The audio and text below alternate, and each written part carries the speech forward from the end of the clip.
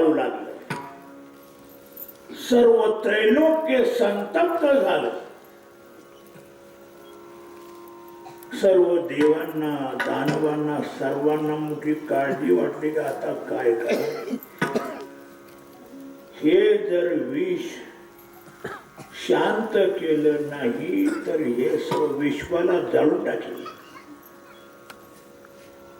अतिशय भडकलेलं हे विष आता याला शांत करावं कशानं,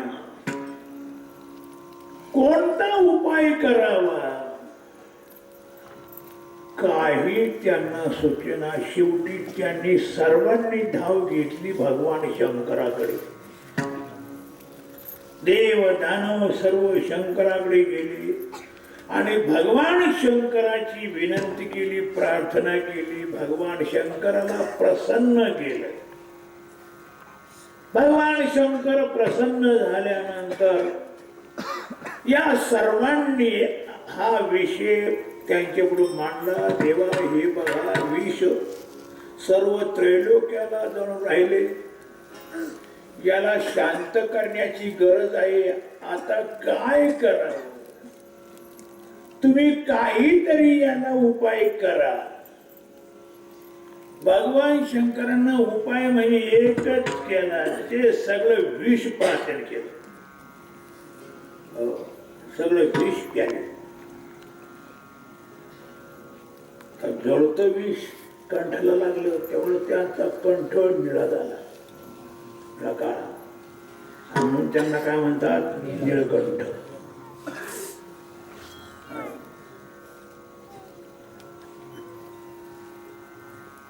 विष प्याले. त्रैलोक्यातला 10 शांत झाला, पण भगवान शंकर संतप्त झाले. त्या विषाचा अतिशय पोटात भडका होऊ लागला. आग पेटली. भगवान शंकराला वाटलं आता काय करावं. त्याने लगेच धाव ठोकली कुठं, हिमालयात म्हणजे बर्फात राहायला लागले. पण तरी काही ते शांत होईना. अंगाला सर्प गुंडाळले, सगळे अंगाला सर्प गुंडाळले, तरी काही होणार.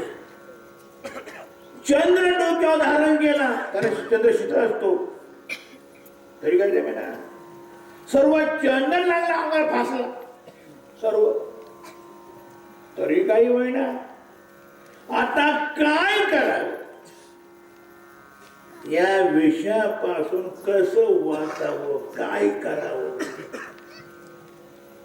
शेवटी त्यांनी भगवंताचं नाम घेतलं.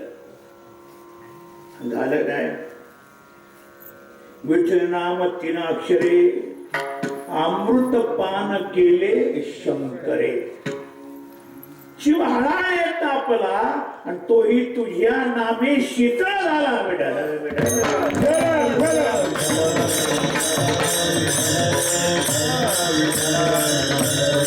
भगवंताच्या नामानं भगवान शंकराचा तो ताप सगळा शांत झाला. शंकर वाचले त्याच्यातून, त्या विषयापासून. आता भगवान शंकराला संतप्त करणारा ताप त्याला सुद्धा नाम शांत करते. याचा अर्थच असे, नाम घेता मन निवे. आपलं मन सुद्धा संतप्त होत.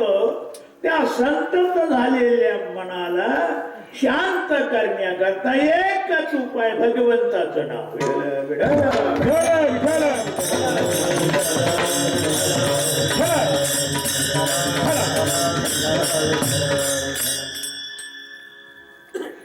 पण एक लक्षात ठेवा,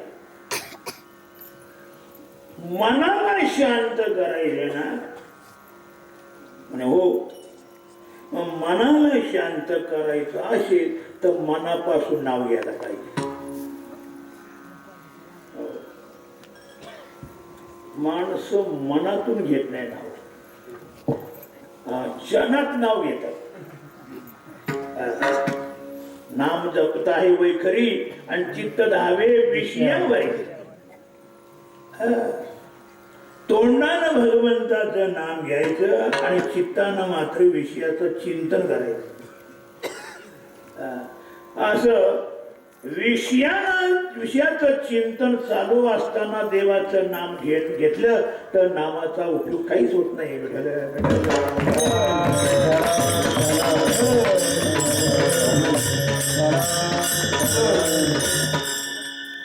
तुम्ही कोणी जर नाम घेत असाल, हा उपाय आपला हा या प्रकारचा परिणाम पाहत असाल, पण ते नाम तुमच्या मनापासून जर घेतलं जात नसेल आणि नुसतं वरवर, मग मात्र काही उपयोग नाही.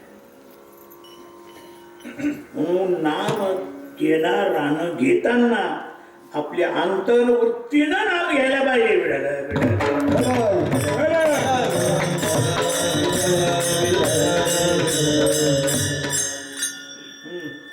नामरूपी जळले चित्त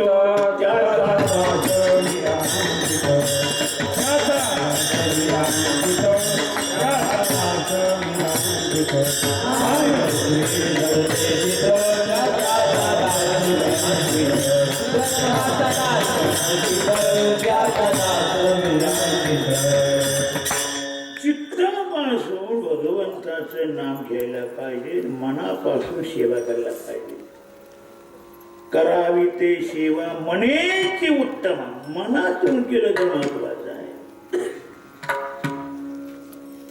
वैशाला महत्व नाही. नाही तर वर माया आणि उपाधी दिसलं बाया.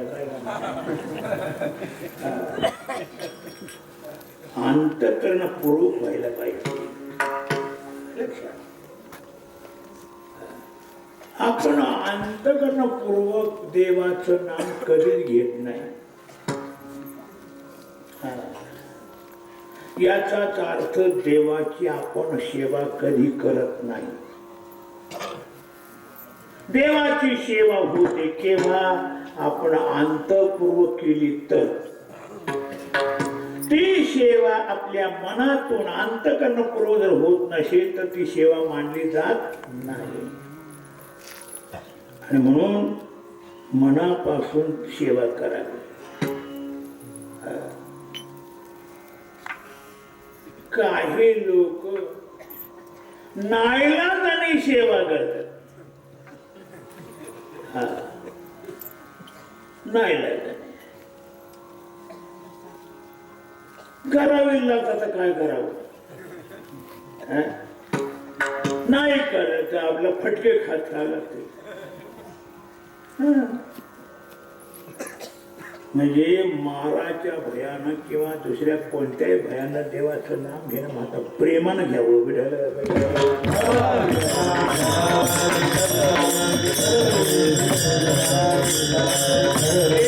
जर नसेल तर काही पण प्रेमे बिन भजन नाकावे न होते.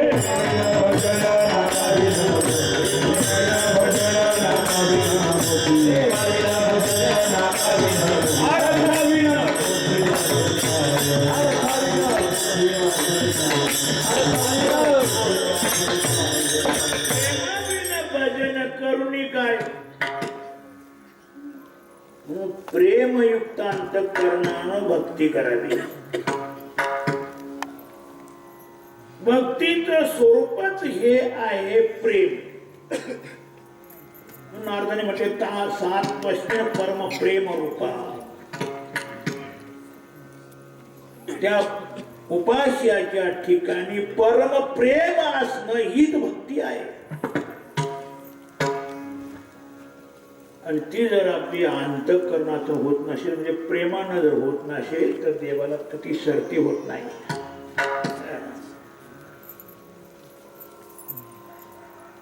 आणि याच करता तुम्ही मनापासून जर देवाचं नाम घेतलं तर होत आहे काय, नाम घेता मन निवेद.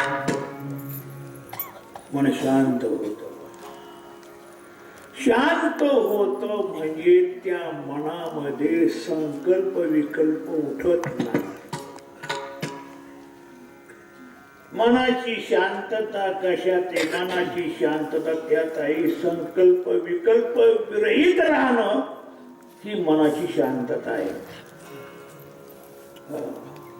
स्वस्वरूपाच्या ठिकाणी स्थिर राहणं आणि त्या स्वरूपाच्या ध्यानाशिवाय बाकीचे कोणतेही संकल्प त्या ठिकाणी न येणं ही मनाची शांतता आहे. आणि असं जर तुम्ही नाम घेतलं तर नाम घेता मनाने, कोणताही संकल्प येणार नाही.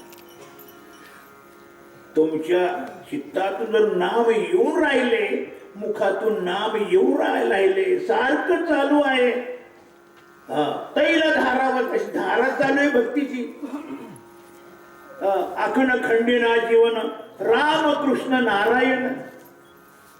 जिने रहिणी हा जिना महाराज म्हणतात गोविंदाचे पवाडे स्वार्थ चालले.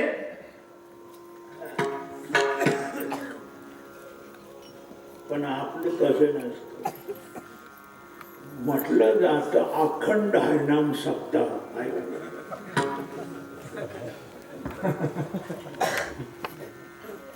पण सगळं गाव आले इकडे शाळेत.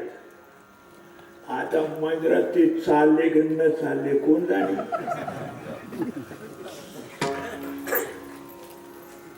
इकडं सप्ताह आल्या पुढं तिकडं ओस पडले. सगळी रोषणा खलास झाली. ती गल्ली ओस दिसते. विडाला विडाला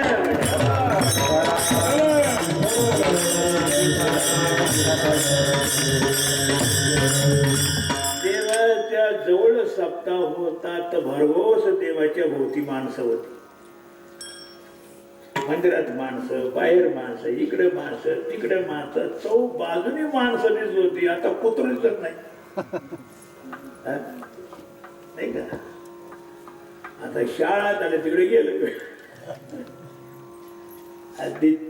विनेकरी नाम घेतात का नाही हे माहिती मला. अखंड व्हायला पाहिजे. अखंड म्हणजे मग दुसरं कोणतं ते त्याच्यात शिरत नाही. नवे नवे त्याला वावच मिळत नाही. नामाची एकदम धारा सुरू झाली की बाकीच्या धारा त्याच्यामध्ये प्रविष्ट होत नाहीत. नामच चालतं. असं जर अखंड नाम चाललं तर मग ते नामानं मन निवत शांत होत. मनाला शांत करणं हा अतिशय महत्वाचा उपाय आहे. कारण मन हे चंचल आहे.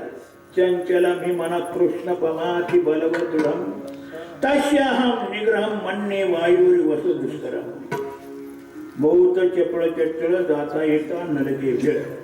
असं चंचल असलेलं मन, चपळ असलेलं मन, पण नामधारकाचं मन शांत होत. विढळ विढळ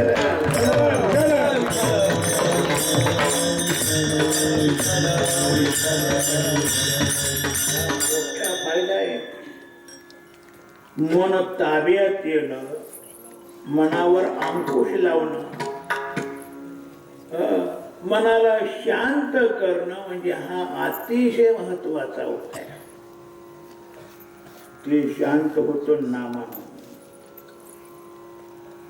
एवढंच नव्हे, ज्या वेळेला ते मन आपल्या मनापासून नाम घेतलं जातं त्यावेळेला ते जिभेतून बाहेर पडतं.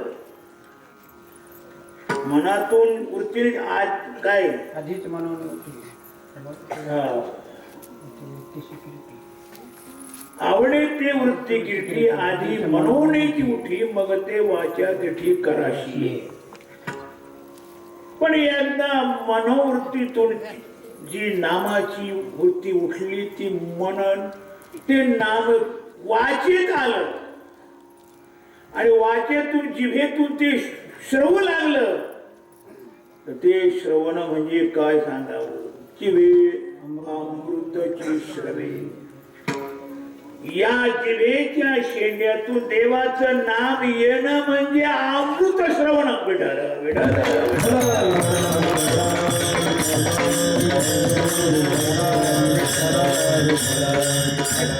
वाटेचं काही येणं म्हणजे सगळी घाण येणं.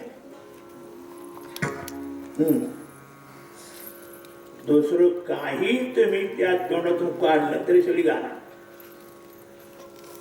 आणि देवाचं नाव म्हणजे अमृत आहे. नुसतं अमृत नाही तर अति ना अमृतापेक्षा गोड हे नाव आहे. अमृताहून गोड नाम तुझे देवा. देवाचं नाव हे अमृताही पेक्षा गोड आहे.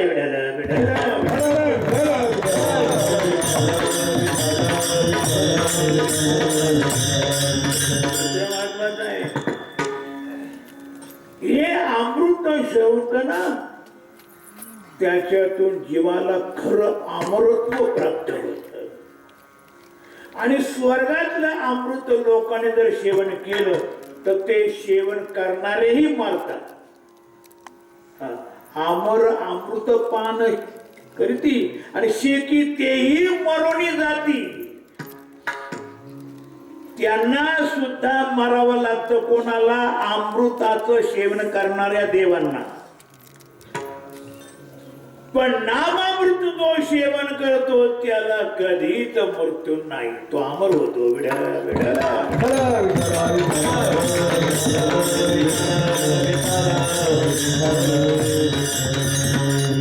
म्हणून भगवत रूपता प्राप्त करून देणार, भगवत रूपतेला प्राप्त करून देणार हे नाम माणसानं सतत घ्यायला पाहिजे. आणि ज्याच्या जिभेतून नामामृत सरवते, वाणी ज्याची नाम घेते, काय समजावं? नाम श्रवू लागलं, तोंडातून नाम येऊ लागलं तर काय समजावं? ऐशे शकून लाभाचे होता ती बरवे. ऐशे शकून लाभाचे या प्रकारचं ज्या वेळेला होत म्हणजे नाम येऊ लागत, जिभेतून तो नामाचा श्राव होतो. समजून घ्यायचं की हे देवाच्या प्राप्तीचे एक शकुन आहेत.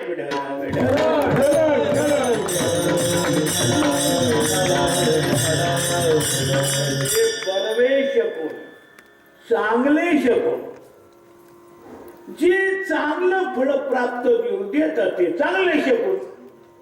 आणि ज्याच्यापासून वाईट प्राप्त होते वाईट शकून. नामानं होत आहे काय? नामानं भगवंताची प्राप्ती होते. कारण होता ती बरवे ऐशे शकून लाभाचे. लाभ या शब्दानं भगवत प्राप्ती शिवाय दुसरा नाही. तुका म्हणे आता लाभ नाही, लाभ नाही,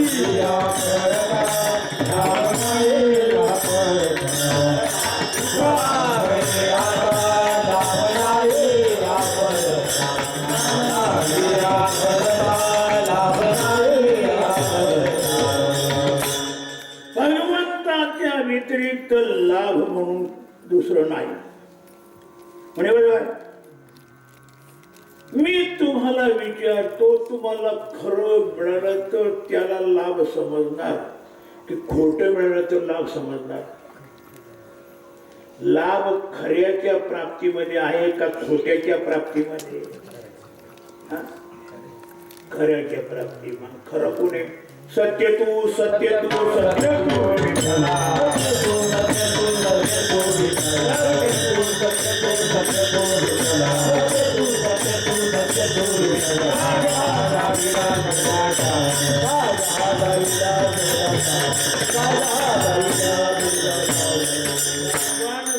तुका म्हणे तूच खरा येर वावगा पसारा.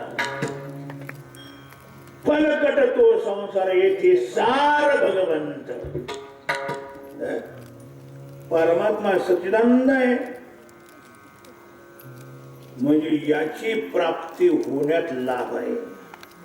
खोट्याची प्राप्ती होण्यात काय लाभ? अज्ञानी माणसं अज्ञानानं काय म्हणतात? खोट्यालाही लाभ समजतात.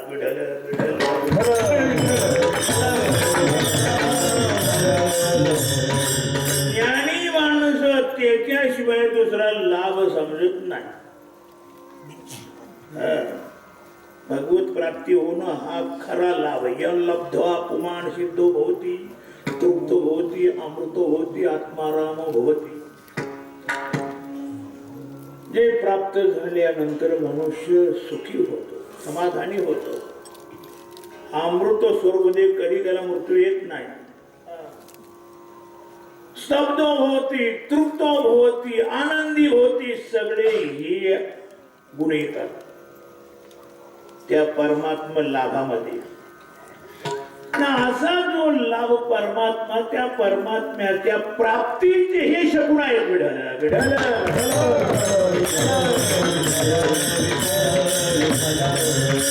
मोठे देऊन आपल्या मुखातून देवाचं नाम श्रवण होता ती बरवे आईशे शकुन लाभाचे. हे शकुन लाभाचे शकुन आहे. सांगा तुम्ही एवढा लाभाचा शकुन देवाचं नाव तोंडात येणं कसं काय?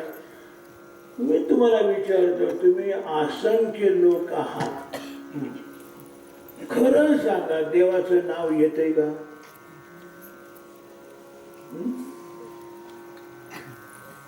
बरं, कीर्तनकार लोक सांगत नाही का देवाचं नाव घ्या, देवाचं नाव घ्या, तरी घेतात का? नाही रे बाबा. जन्म जन्मांतरी असेल पुण्य सामग्री तरी तर नाम जिव्हावी येईल श्रीराम. बहुता सुकृताची जोडी म्हणून विठ्ठली आवडी. देवाचं नाम तोंडात येण्याकरता सुद्धा पुण्य लागतं. विठ्ठल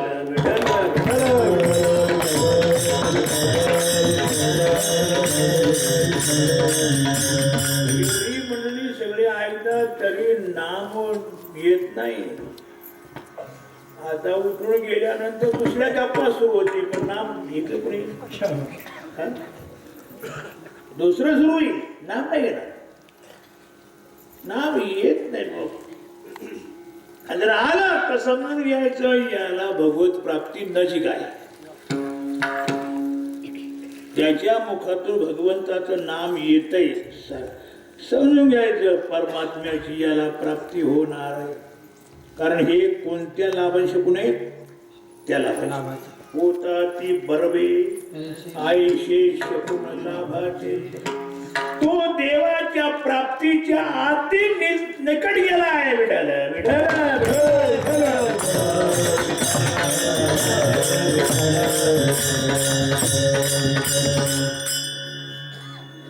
आता भगवंताची त्याच्यावर कृपा झाली केव्हा समजावी? अभंगाच्या दुसऱ्याकडे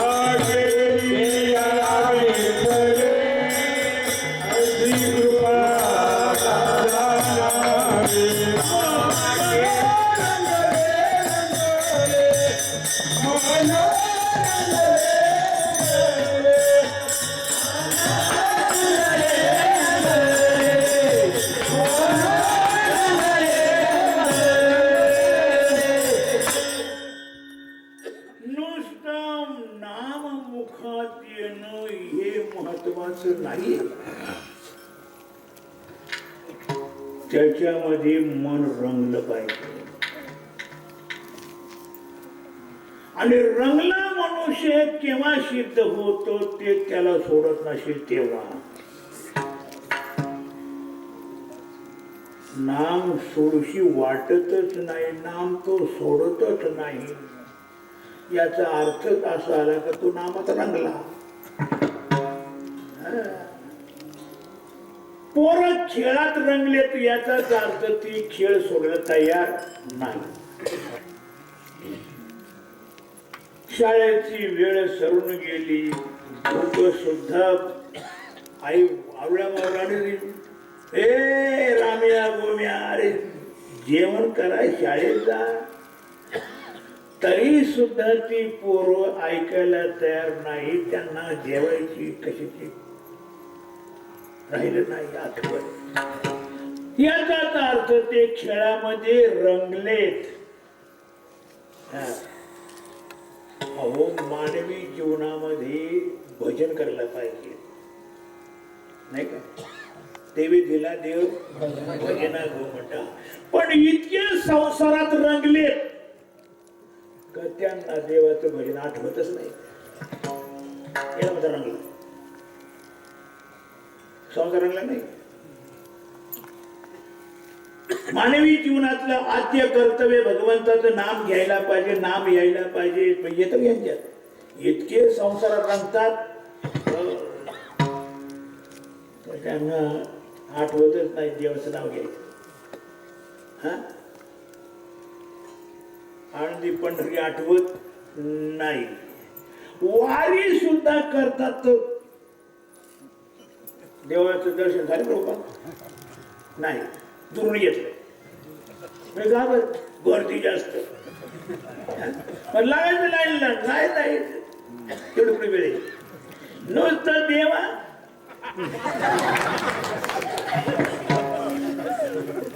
अशी कितीतरी माणसं समाधीवर डोकं न ठेवताना वारी पूर्वी समजतात नाही का. दुरूनच बाहेर चला गाडी जाईल काय. किती संसारात रंगले पण माणसानं रंगाव कुठं. रंगी रंगे रंगे काय फुल काय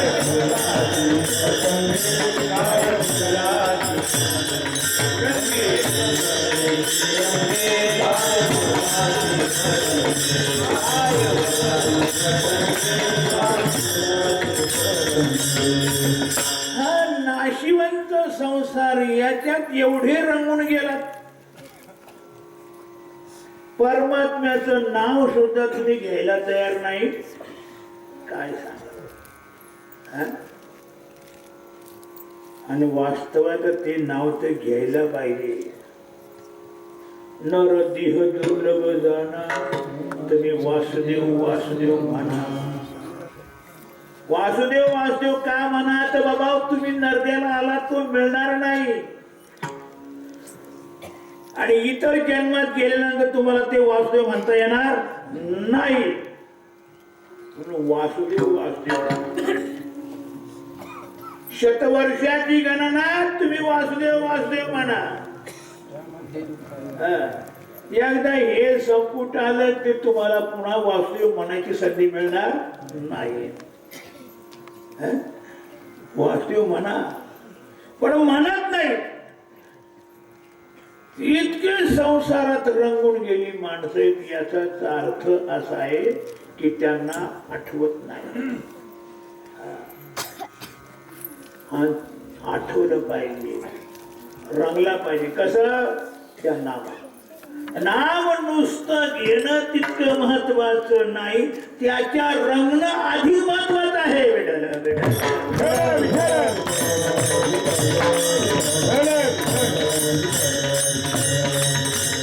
तुकाराम महाराज नाम घेण्यामध्ये रमून गेले होते तर त्यांना कशीच आठवण होती. रंग लाया